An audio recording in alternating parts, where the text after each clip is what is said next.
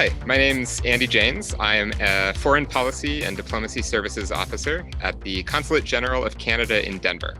Our office represents the Government of Canada here in Colorado, as well as in the states of Utah, Montana, Wyoming, and Kansas. One piece of our mandate, and one of my personal favorites, is to support Canadian arts and artists here in our territory, particularly stories created and told by voices outside of the mainstream. These voices introduce us to new ideas and perspectives that broaden how we understand and live in the world. We feel that Canadian artists have a lot of important things to say, and now more than ever, it's vital to help those voices get heard at home and around the world. The Consulate is proud to partner with the Denver Film Society to help bring you this film, Keyboard Fantasies, the Beverly Glenn Copeland story. And we're excited to continue that partnership now with this conversation with the film's director, Posey Dixon. What started as a personal infatuation with a record spiraled into this debut feature from director Posey Dixon, as she developed a close relationship with Glenn over Skype 3 years ago. The experience of co-creating such an intimate personal history has done nothing but compound her interest in archives, oral histories, and intergenerational exchange. Posey, thank you for being here. Welcome to the Denver Film Festival. And is there anything you'd like to add to that introduction? No, that's perfect. Thank you so much for having me.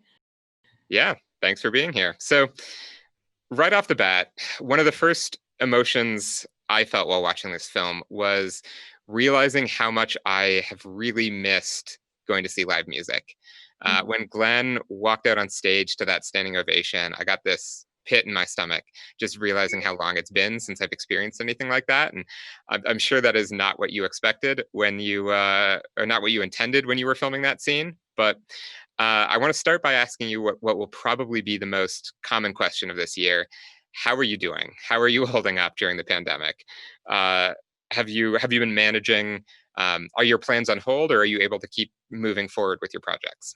Yeah, I mean, it's been a strange one, like for everyone. I guess I'm a bit gutted, as this is my first feature, and it's been doing this like beautiful festival run all across the world, and I'm pretty sad to be like sat in my apartment in London. So yeah, that's a bit of a bummer not getting to connect to the film community like I would have loved to. But that said, it has been like a bit of a blessing to have all of these festivals going on and to get to have all of these like really incredible conversations with people all over the world watching the film, and like conversing with Glenn all the time online. So it's been a really nice distraction from what's going on.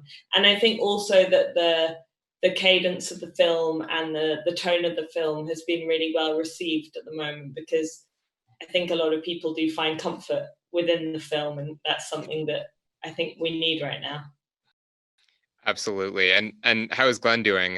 What are his plans? Is he planning on continuing touring once that's possible again? Or? Yeah, I believe so. He's obviously, he's in the latter part of his 70s now, so he's vulnerable to a point. So I think that while the pandemic is still rolling out, it's going to be digital shows and digital meet and greets, but it does leave him plenty of time to write music, which is what he loves to do. So I think that perhaps this time where we don't get to have him on tour, we'll be gifted with something on a piece of vinyl in 6 months' time or something, so it's not all bad.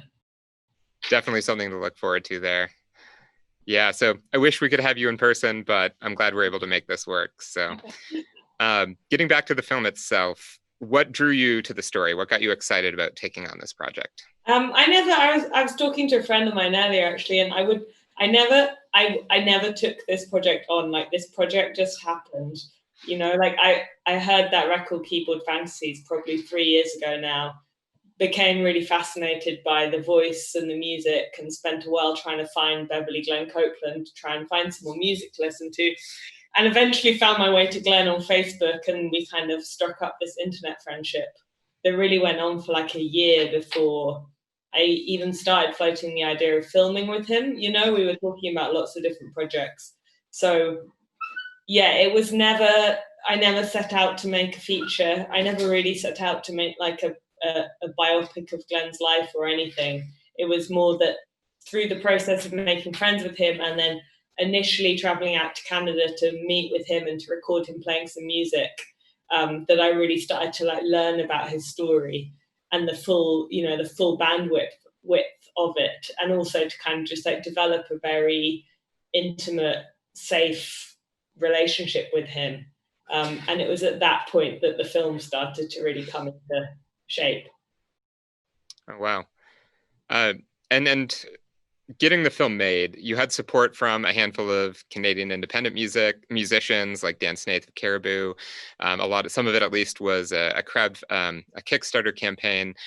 Can you talk a little bit about the challenges and the benefits of crowdfunding a film like this? Yeah, it was something we thought long and hard about. Basically, I self-funded my first trip to Canada to go and meet Glenn in Nova Scotia, and went out there on my own, and did the first shoot and the first interview, and then came back and sort of like wrote this idea for the rest of the film, which involved going on tour with the band in Europe, which was happening in November, So we had this hard deadline of when we needed to start shooting again. And we looked at all the different options for like film funding and applications that took a long time. And we came back to Kickstarter because it was the thing that you knew you could raise money quickly with, and we thought long and hard about doing it because I feel like it's the kind of thing you only want to do once or twice in your life, to crowdsource for a film like this, because there are many things in the world that need people's money. So I did think long and hard about it, but I think we were very cautious in how much money we asked for. It was quite a short campaign.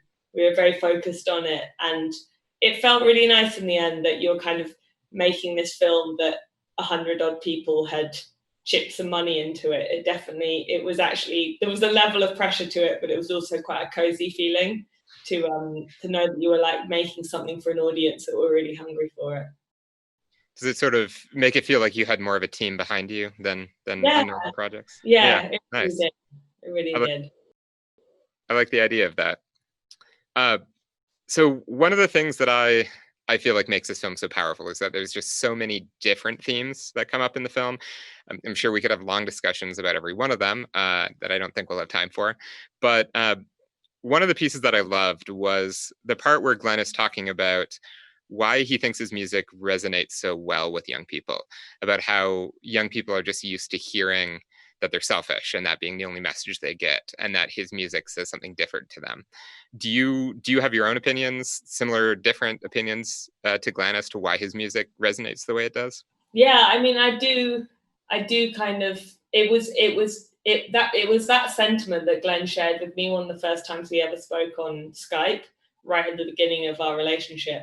And it was definitely that kind of got me thinking about this idea of like elders and the importance of intergenerational exchange.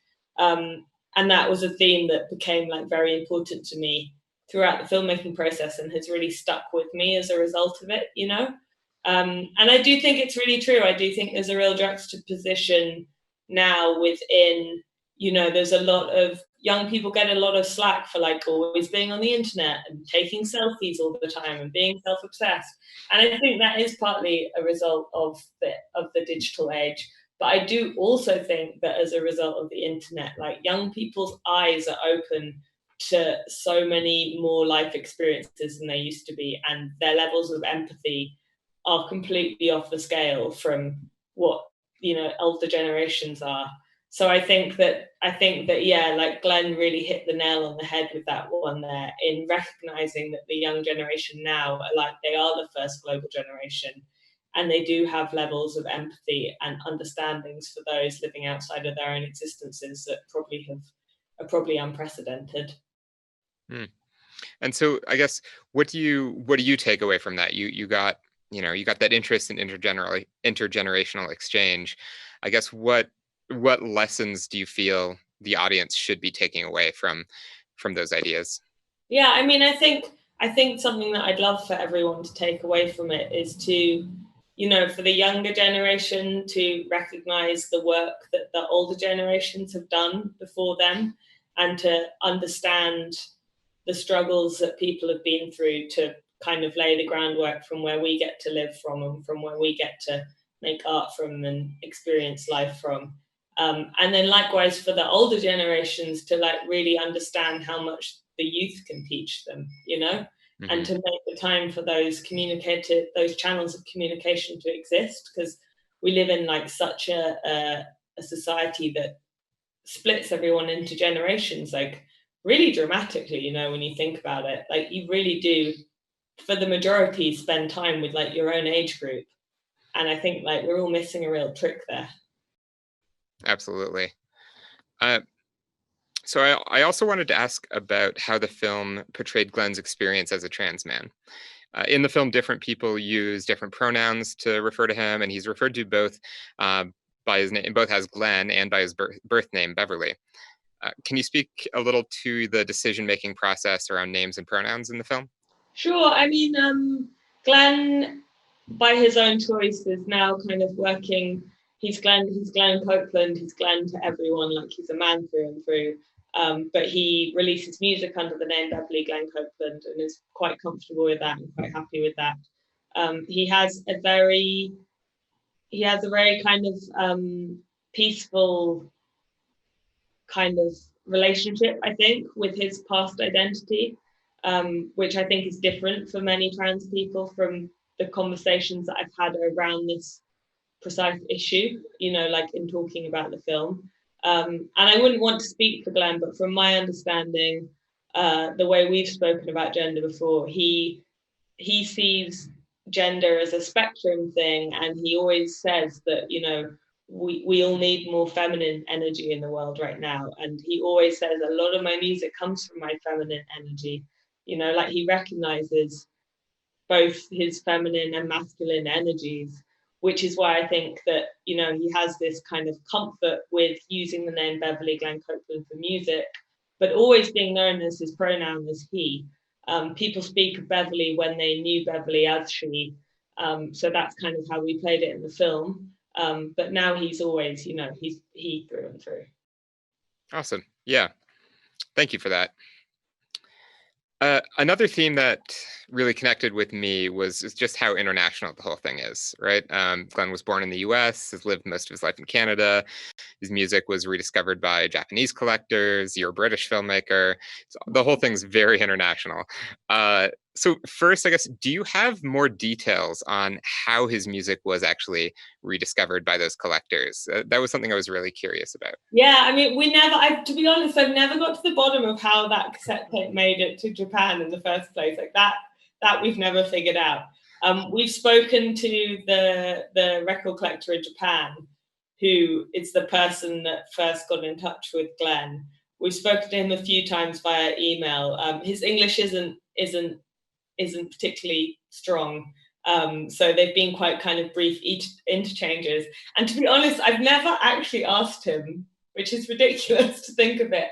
I've never asked him how that tape first got to him.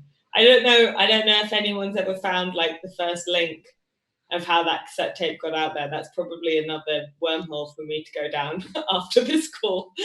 But yeah, I just know the person who runs the record store in Japan is very well respected within like the kind of vinyl digging community, and he was the one that put the record out there, and that's what started this resurgence.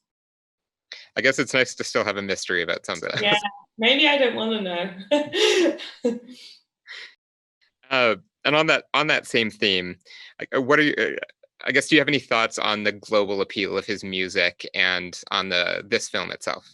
Well, I think music-wise, there's something about the music. It's very it's quite simple. Simplistic isn't the right word, but you know, it's not particularly heavy on lyrics. It's very like soothing. Glenn always says that it's, you know, it's music that babies love, which I've heard from a few people as well. And I think there's something about things that babies are attracted to generally mean they're tapping into something that's a universal human condition. So I'd put something in that realm there. I don't know whether it's the melodies or whether it's the counter of the music, but there's definitely something there which has some kind of, you know, like gut instinct appeal to it. As for the film, I think because Glenn is such a kind of, in tune with the universe kind of person, the themes that he naturally has spoken of, especially in the kind of latter part of the film where he is sort of delivering these quite profound like bits of life advice, they are universal, you know. And I think that whoever you are watching this film, you can take something from what he says, and I think that's probably the reason why this film will kind of bounce around the world quite happily and appeal to like different ages and people from different nations and, you know, all walks of life really, because it is the messaging is universal. Absolutely. That makes a lot of sense to me. I guess so. Glenn had some fascinating comments on his creative process in the film, where he talked about, you know, he'll be doing dishes or something, and then just have to go and write some music. Is your creative process anything like that, or is it different? I don't know. God, that's a really good question. My creative process is it's quite kind of, yeah, it's quite slow, which is quite similar. I think Glenn's comes to him in a kind of period of frenzy. I think mine takes a while to kind of percolate, you know. I don't think I'm quite in control of it. So I don't know if I can tell you how it works yet. I definitely need to like talk about things a lot to make them happen, you know. And like I really always like to have like a big macro scale picture of like why what I'm doing is important before I do it, you know? Like I always question myself. I'm like, why are you making this? Like just to check in that it's not for the reasons where you're like getting waylaid by something you think is important that isn't important, you know? So I think one of my creative processes, I give myself quite a hard time sort of critical thinking about what I'm doing. But I think that's really important as a filmmaker. Yeah. And then another thing is the teamwork in filmmaking, you can't talk about enough, you know? So like my editor that I work with, Tim Beeston on this film, the producer that I work with, Liv Proctor, the two of them are like, have been so fundamental in this filmmaking process, you know, and like talking through ideas with them and trying different stuff out and being quite experimental and playful and, you know, not having deadlines. It's my other favorite thing. Absolutely. Were there things that you wanted to include in the film that you weren't able to for whatever reason, time, money, anything like that? No, I mean, no, not really. It's really I was thinking the other day about that. Someone was like, what would you change if you could change something now in retrospect? And I think the only thing I would change, like we cut the edit, like it's pretty tight, you know, like it's quite a succinct piece. And I think that was in part to do with my lack of confidence in kind of being a first time feature filmmaker and really being like shy to take up space, you know? And I think that the one thing that I would have done if I was recutting now would be to let the musical performances that are in the film play out for a little bit longer, you know? That would be the one thing that if I was going back in time, I would have done a little of. But other than that, I think like content wise, I was always really led by Glenn's musical journey and how that sat in the context of time and in the context of the places he was living. So I was really happy with the kind of the selections that I had of that. And then from the tour footage, that we really had very few days to film. And I mean, I could watch those kids for days and days and days, the band, like I just find them absolutely hilarious. So maybe some more of them. But yeah. Oh, that's awesome. Yeah. So here's a quick one. What's your current musical recommendation? What should we all be listening to right now? And bonus points if it's Canadian. Oh, I haven't got a Canadian one for you, but I've been listening to a lot of like ambient sounding music recently, which I think is probably like a lockdown thing.